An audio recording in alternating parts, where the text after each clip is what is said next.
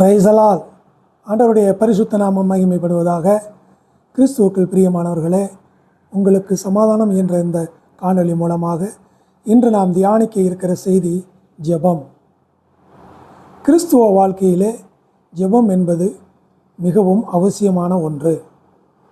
நாம் எப்படி ஜெபிக்கிறோம், எப்பொழுதெல்லாம் ஜெபிக்கிறோம், இதை சற்று தியானிப்போம். பெரும்பாலான கிறிஸ்தவர்கள் தேவை ஏற்பட்டால் ஜெபிக்கிறார்கள். ஒரு சிலரே அனுதினமும் ஜெபிக்கிறார்கள். வேதத்திலே இப்படிப்பட்ட 2 நபர்களை பற்றி தியானிப்போம். ஒருவர் யோனா தீர்க்கதரிசி.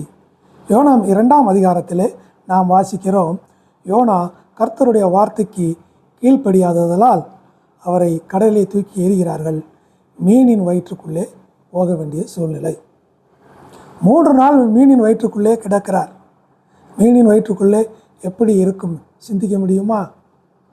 உள்ளே இருந்து கத்துகிறார், கதறுகிறார், கர்த்தாவே என்று கூப்பிடுகிறார். பாதாளத்தின் வயிற்றிலிருந்து கூப்பிட்டேன் என்கிறார். அங்கே உள்ளே சென்ற பிறகு கதறுகிறார். ஆலயத்தை நோக்கி நான் கூப்பிடுகிறேன் என்கிறார். அதற்கு முன்னால் அவர் ஜெபிக்கவில்லை. கர்த்தர் வார்த்தை கிடைக்கும் பொழுது அப்பொழுது ஜெபித்திருக்க வேண்டும். அவருக்கு இப்படிப்பட்ட நிலைமை வந்திருக்காது. நெருக்கடியிலே கதறுகிறார். இன்னொருவர் தானியேல். 6ஆம் அதிகாரத்திலே நாம் வாசிக்கலாம், ஒரு குற்றமும் இல்லாத தானியேலை சிங்கக்கவியிலே தூக்கி போட்டு விடுகிறார்கள். தானியேல் எந்த ஆர்ப்பாட்டமும் பண்ணவில்லை, எந்த நெருக்கடியும் உணரவில்லை, கத்தவில்லை, கதறவில்லை, அமைதியாக இரவு நேரத்தில் இருக்கிறார். காரணம், அவர் அனுதினமும் ஜெபிக்கிறவர். அவருடைய அனுபவம் எப்படி இருக்கிறது பார்த்தீர்களா?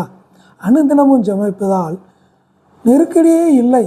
காலையிலே ராஜா பதறிக்கொண்டு வருகிறார். இவர் ராஜாவிடம், என் தேவன் தூதர்களை அனுப்பி அந்த சிங்கத்தின் வாயை கட்டிவிட்டார் என்று பதில் கொடுக்கிறார். இதுதான்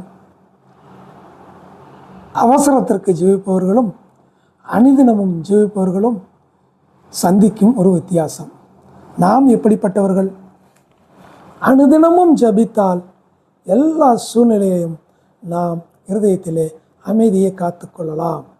நிச்சயமாக தேவன் அதற்கு ஆபத்து வேளையிலே பதில் கொடுப்பார். நெருக்கடியிலே ஜெபம் செய்வர்கள் கூப்பாடு போட்டு அலறி சத்தமிட்டு கண்ணீர் விட்டு கதறி நன்மைகளை பெற்றுக்கொள்ள வேண்டிய சூழ்நிலை ஏற்படும். சற்று நிதானிப்போம், ஜெபிப்போம்.